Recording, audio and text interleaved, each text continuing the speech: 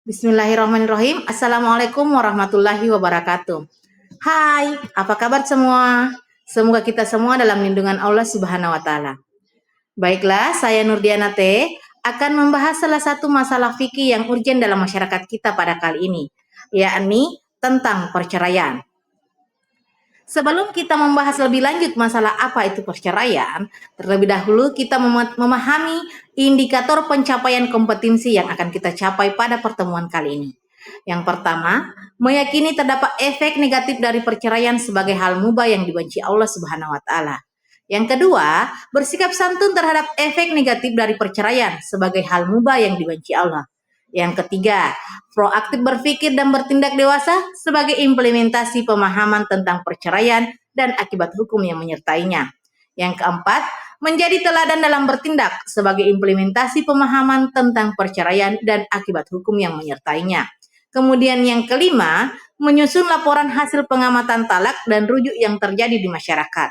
Nah, selanjutnya mempresentasikan peristiwa talak dan rujuk yang terjadi di masyarakat. Terlebih dahulu kita memahami dulu tentang apa sih itu perceraian. Nah, perceraian dalam Islam dikenal dengan istilah talak, yaitu at-talak yang berarti melepaskan atau memutuskan ikatan pernikahan secara sah menurut hukum Islam. Talak adalah hak suami untuk menceraikan istrinya.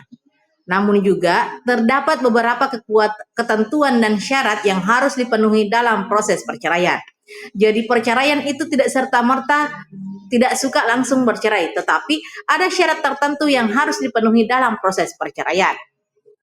Adapun dasar hukum talak terdapat dalam Quran Surah An-Nisa ayat 130 yang artinya, dan jika keduanya bercerai, maka Allah akan memberi kecukupan kepada masing-masing dari karunia-Nya, dan Allah Maha Luas lagi Maha Bijaksana. Artinya, apabila kedua belah pihak bercerai, Allah tetap memberikan rezeki masing-masing dari keduanya. Sedangkan An Ibni Umar anin Nabi Shallallahu Alaihi Wasallam kala, dari Umar radhiyallahu anhu dari Nabi Shallallahu Alaihi Wasallam bersabda, abgadul halal ilallahi ta'ala at-talak. Perkara halal yang dibenci oleh Allah adalah talak. Jadi, talak itu memang dibolehkan oleh Allah Subhanahu wa taala. Namun, hal demikian adalah sesuatu perkara yang sangat dibenci oleh Allah Subhanahu wa taala. Dasar hukum di atas tadi melahirkan beberapa hukum talak, di mana hukum asal dari talak itu tersendiri adalah mubah, sebagaimana hadis Nabi tadi yang mengatakan abgadul halal ilallahi ta'ala at-talak, bahwa perkara halal yang dibenci oleh Allah Subhanahu wa taala adalah at-talak. Akan tetapi, hukum tersebut dapat berubah tergantung dalam kondisinya. Yang pertama, hukum talak bisa menjadi wajib jika suami istri sering bertengkar dan tidak dapat didamaikan, yang mengakibatkan rusaknya kehidupan rumah tangga. Kemudian yang kedua, hukum talak pun bisa menjadi haram jika dengan terjadinya talak akan mendatangkan mudarat yang lebih besar dari kedua belah pihak. Jadi jika dilihat apabila dia bercerai, keburukannya lebih besar daripada manfaatnya, lebih baik tidak bercerai, artinya mempertahankan pernikahan. Adapun rukun dan syarat talak ada 3. Yang pertama suami, kemudian istri, dan kemudian ucapan talak. Adapun syarat untuk suami yang ingin mentalak yaitu ada ikatan pernikahan yang sah, kemudian balik, berakal, dan tidak dipaksakan. Adapun bagi istri yang ditalak haruslah mempunyai ikatan pernikahan yang sah dengan suami. Kemudian ucapan talaknya haruslah jelas dan dimaksudkan untuk mentalak. Adapun macam-macam talak dilihat dari segi proses dijatuhkannya terbagi menjadi 3. Yang pertama, talak dari segi ucapan, baik ucapannya secara syar'i tegas maupun secara sindiran. Secara syar'i atau tegas contohnya, saya talak engkau. Adapun secara sindiran, contohnya, pulanglah engkau ke rumah orang tuamu. Kemudian talak berikutnya yaitu talak dengan tulisan atau hitam di atas putih. Kemudian yang ketiga, talak dengan isyarat. Talak dengan isyarat ini biasanya dilakukan oleh orang-orang yang tidak mampu untuk berbicara. Misalkan orang bisu yang untuk memutuskan tali pernikahan, maka dia harus menggunakan bahasa isyarat yang dipahami oleh lawannya dan juga dipahami oleh dirinya. Macam-macam talak dari segi jumlahnya, talak 1, talak 2, dan talak 3.